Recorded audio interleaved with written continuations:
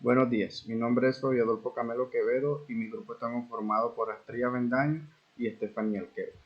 Hoy le vamos a hablar acerca de la teoría neoclásica de la administración. Esta teoría surge a mediados del siglo XX y fue impulsada por los grandes protagonistas de la administración como lo son Taylor, como lo es Fayol, como lo es Mary Parker y entre otros. Para los autores neoclásicos, la administración consiste en poder orientar, dirigir y controlar los esfuerzos de un grupo de personas que conforman una organización. También nos hablan de que un administrador o el buen administrador es aquel que posibilita a un grupo alcanzar sus objetivos con el mínimo de recursos utilizados. Ejemplo, cuando un gerente cuenta con todos los recursos a la mano para alcanzar los objetivos, para administrar una empresa, lo más probable es que logre los objetivos, pero cuanto más lo que hace un administrador con pocos recursos disponibles para alcanzar los objetivos planteados de una organización y los llega a alcanzar de forma eficiente y eficaz, ese es el buen administrador para los autores neoclásicos. Las características principales de esta teoría hace énfasis en el proceso administrativo, en la reafirmación relativa de los postulados clásicos, en los principios básicos de la administración, en los objetivos y en los resultados, y el electricismo. En el proceso administrativo, esta es una herramienta que se aplica en las organizaciones con el fin de alcanzar sus logros, con el fin de satisfacer las necesidades de la empresa que son tanto lucrativas como sociales.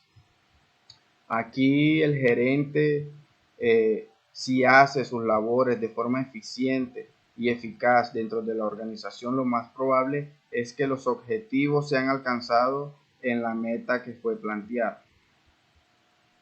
En la reafirmación y relativa de los postulados clásicos. Aquí se busca ordenar en el lugar correcto todas las cosas, teniendo en cuenta la teoría neoclásica y en la actualidad para así tener una contingencia más amplia y flexible en la organización. ¿Esto qué quiere decir? En la teoría neoclásica encontramos unos principios fundamentales como lo es la división del trabajo, la disciplina, la autoridad y entre otros.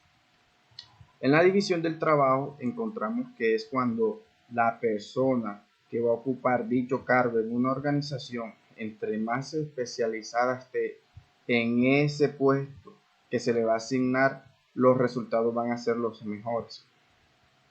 Ahora se busca de que la persona que va a ocupar un puesto en una organización esté especializada en el puesto que se va a poner, pero que también tenga énfasis o especializaciones en otras cosas. Por ejemplo, si están buscando una persona para el departamento de producción o de ventas, pero que ahorita mismo también puede tener especializaciones en finanzas, en lo que es en la compra de la materia prima o de lo que se necesita para producir un producto.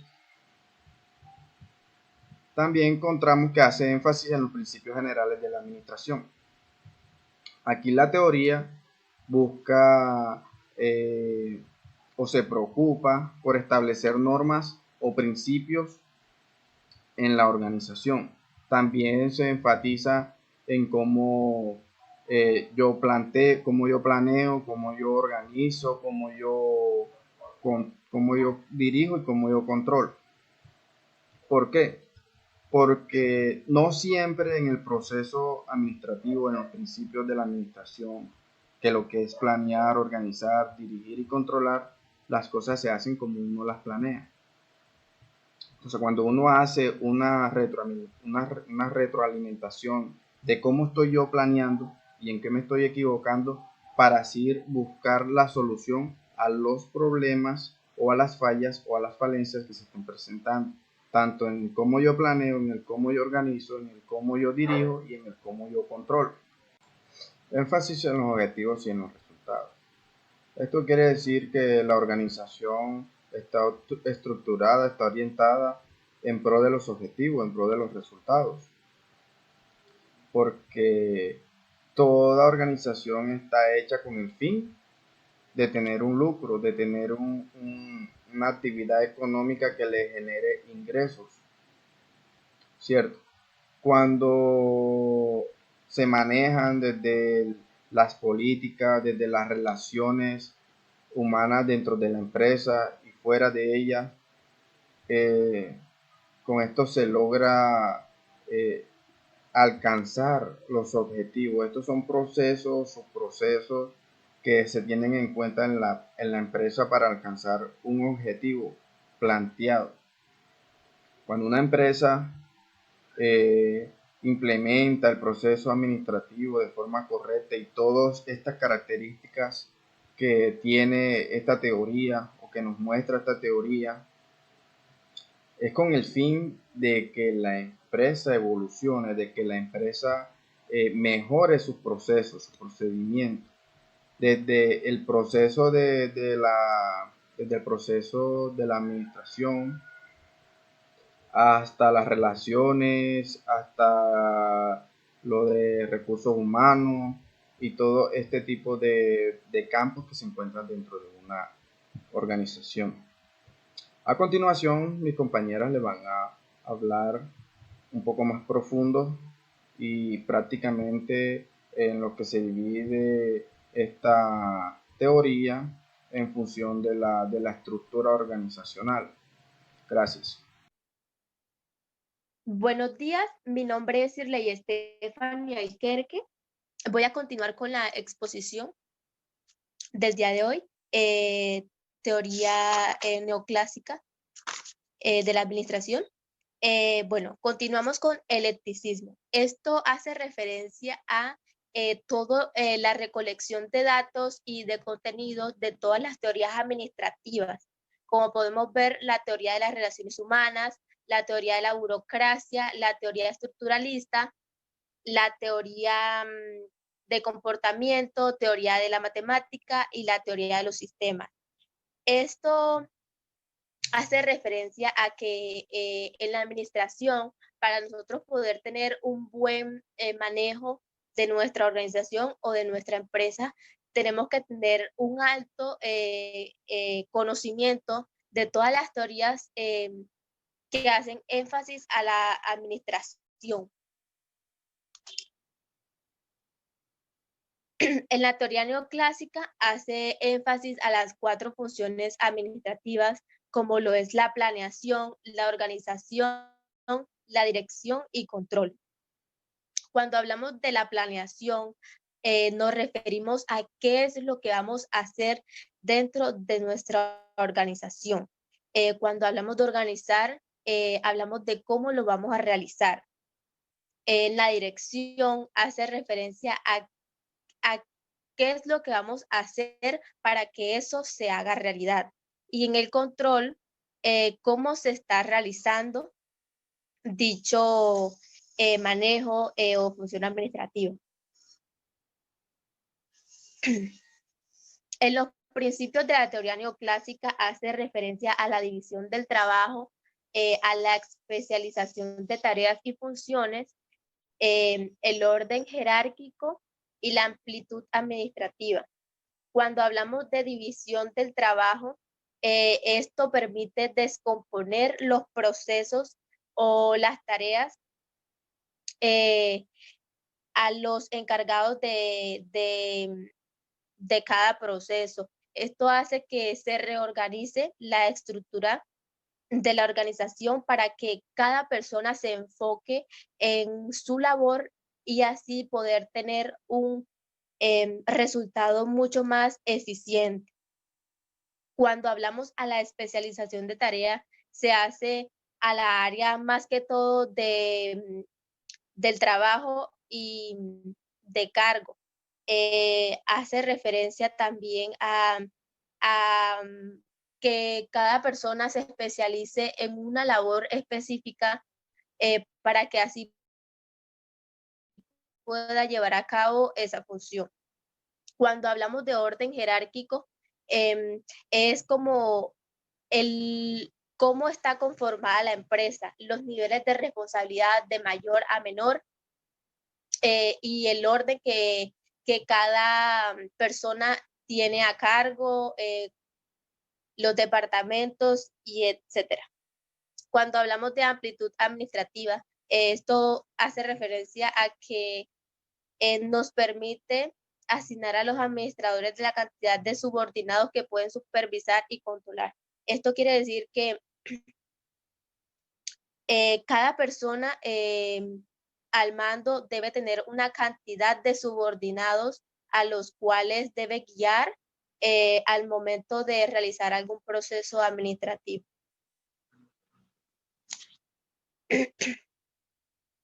En las características, busca autonomizar los procesos de producción, intenta minimizar el uso de mano de obra,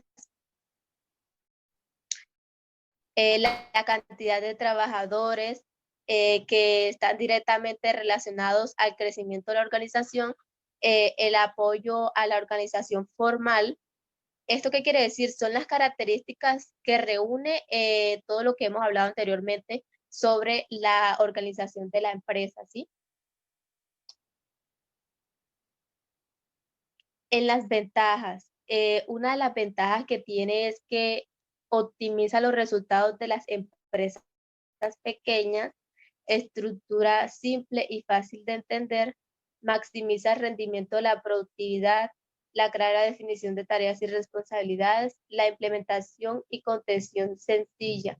Esto hace referencia a que cuando nosotros tenemos toda esa recolección de información teórica y práctica, hace de nuestra empresa algo mucho mejor, una empresa más óptima, más eficiente, más productiva, llegamos más rápido a nuestros objetivos que como organización queremos lograr.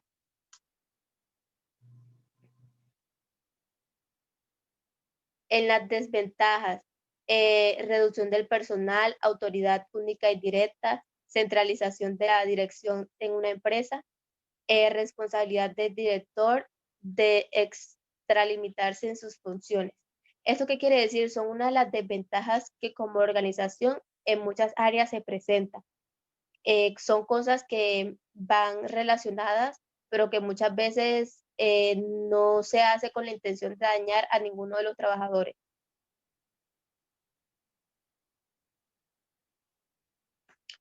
En la organización lineal,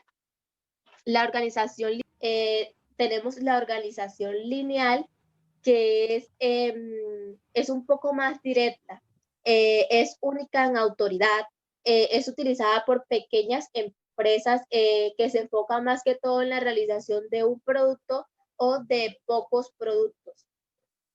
Generalmente el dueño es el gerente, es el que toma las decisiones y asume el control de los empleados como tal. Están sujetos a decisiones del gerente realizando acciones para alcanzar la meta. ¿Esto qué quiere decir? Que es gobernada por una única persona que es el que tome las decisiones y que los subordinados están a cargo. Se proponen una meta, ya sea trimestral o anual, la cual el gerente es el encargado de cumplir. Como podemos ver, la estructura es una estructura muy sencilla en la cual el que está en la cima es el gerente, de ahí se despliegan unos subordinados, como por decirlo acá es el encargado de compras, encargado de producción y el encargado de ventas. Esto se hace más que todo como esas empresas enfocadas a la realización de productos, ¿sí? Que se enfocan en la realización de productos, el gerente toma las decisiones y los demás se sujetan a esas decisiones que el gerente decide llevar a cabo.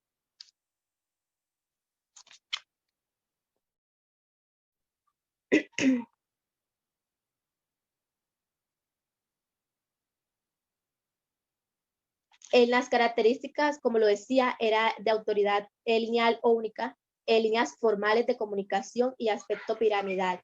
Bueno, en la autoridad única ya eso lo expliqué.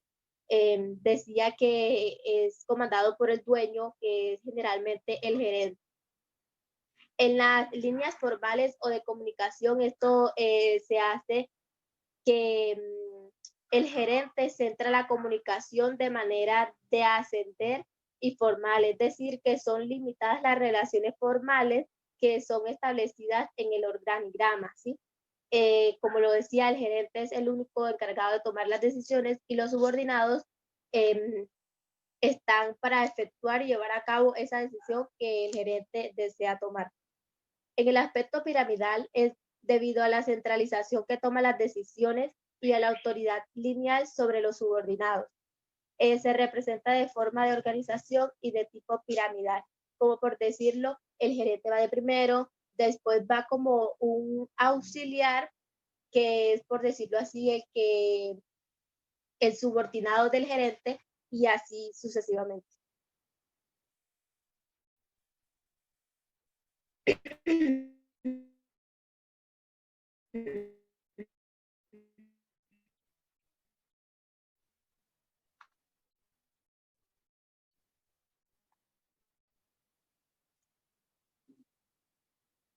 Cada jerárquico dentro de las funciones que se manejan en la empresa. Esta separa, dirige y especializa. Esto hace que la organización sea un poco más compleja. Ya esto va a las empresas un poco más grandes, un poco más estructuradas, que podemos ver acá en la estructura, en la gerencia general, en la administración, en las finanzas. Se organiza un poco más por los departamentos, ¿sí? Que conforman dicha organización. Es un poco más estructurada, como lo digo, mucho más grande a que otras empresas. Esta la dirigen, el personal es un equipo eh, en el cual las decisiones son tomadas por eh, varios gerentes. Entonces es un poco más de manera estructurada.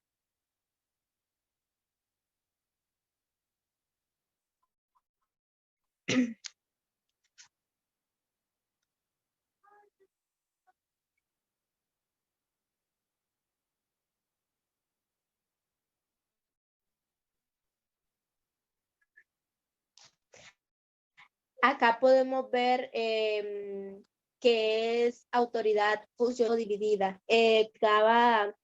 Cada subordinado se rige por varios superiores, son varias personas encargadas de dirigir, pero se determina, esto dice que la autoridad es parcial y relativa y que se establece por el conocimiento. Esto va por esas personas que tienen un poco más de conocimiento que otras y son las encargadas de tomar las decisiones.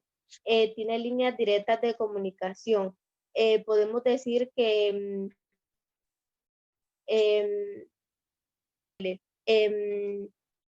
la comunicación es de manera un poco más funcional, organizada en cuanto a los directivos. En la descentralización de las decisiones, promueve las decisiones, por eso se otorga la facultad de tomarla a los órganos o cargos especializados, ya que posee mayor conocimiento. Énfasis en la especialización debido a que en todos los niveles de la organización se toman decisiones. Se debe especializar cada órgano o cada cargo porque tienen buenas decisiones y contribuyen con la organización.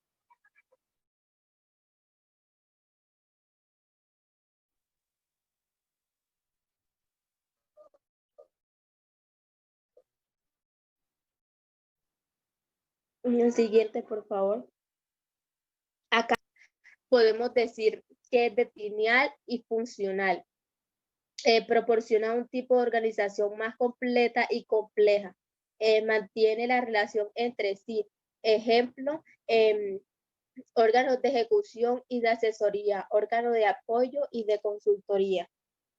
Como por decirlo así, es organizada por un consejo de director.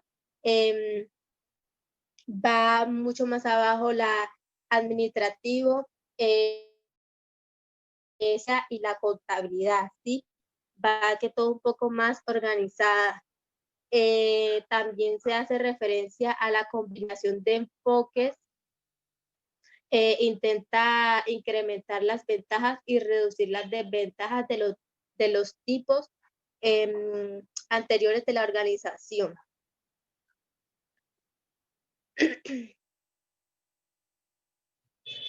Esto busca incrementar las ventajas que la organización presenta.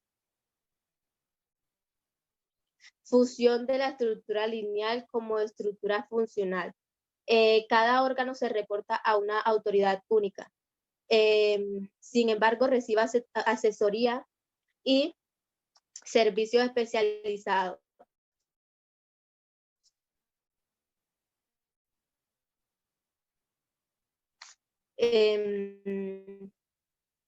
Aquí en la GENE, esta organización predomina la organización lineal, es lo que mantiene el principio jerárquico que asegura la disciplina, pero también está la que proviene de la organización funcional que brinda servicios de consultoría o asesoría.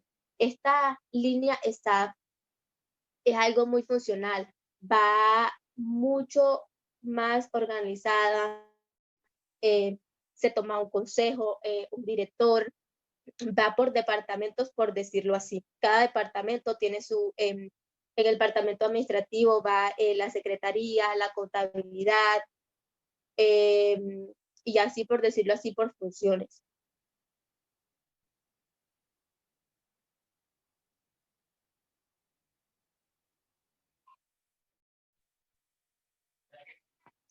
Muchas gracias. Eso fue nuestra exposición.